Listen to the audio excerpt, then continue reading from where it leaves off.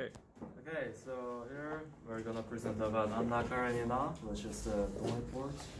So let's begin with the author's introducing.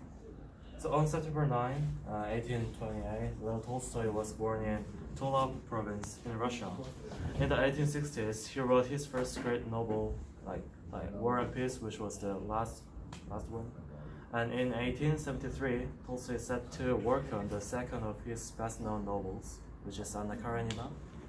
And he continues to write fiction throughout the 1880s and 1890s. So one of his most successful later works was The Death of Ivan Ilyich.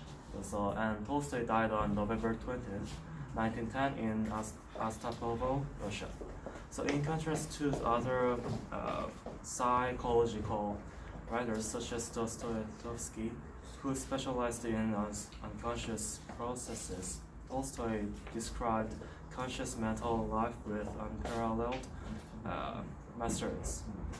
His name has become synonymous with an appreciation of contingency and of the value of everyday activity. So here, we're gonna talk about the brief summary.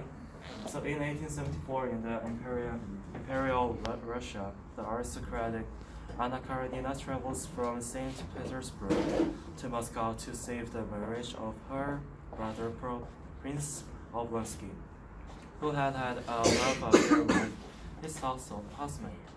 Anna Karenina has a cold marriage with her husband, Count Alexei Karenin, and they have a son. Anna meets the cavalry officer Count Vronsky at the train station, and they feel attracted by each other. Soon she learns that Vronsky will propose to Kitty, who is the younger sister of her sister-in-law, Dolly. Anna satisfactorily resolves the infidelity case of her brother, and Kitty invites her to stay for the ball. However, Anna Karenina and Vronsky dance in the ball, calling the attention of the conservative society. Soon they have a love affair that will lead Anna Karenina to a tragic fate. So this is the brief summary of this story, and just some characters. Anna Karenina, a beautiful aristocratic married woman, and second character Alexei Karenin, he is the Anna's husband, and Alexei Vronsky is a wealthy and dashing military officer. Yeah, and we're going to talk about the theme. So, there are a lot of themes in this book, but I'm gonna choose one, and the one is gonna be fidelity.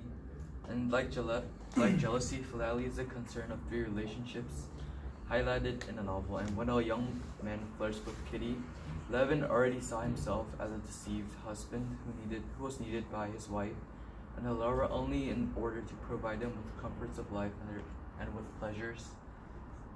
Meanwhile, Dolly's trust in Oblonsky was shattered when she learns that he had been unfaithful, and due to the double standards of fidelity of men and women, Anna is punished the most of all of her fidelity.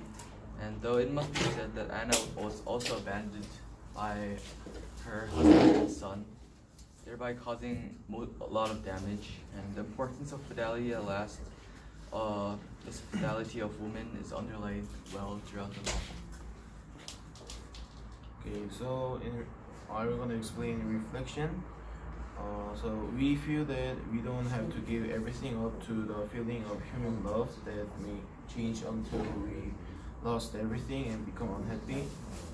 The circumstance and feelings that Anna had to choose to die are quite understandable, but such a process and ending can be too harsh and tragic for Anna, who had such a beautiful and bright personality.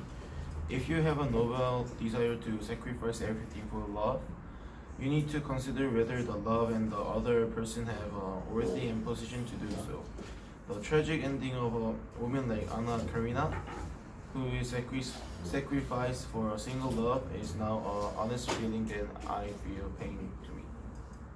Alright, thank you.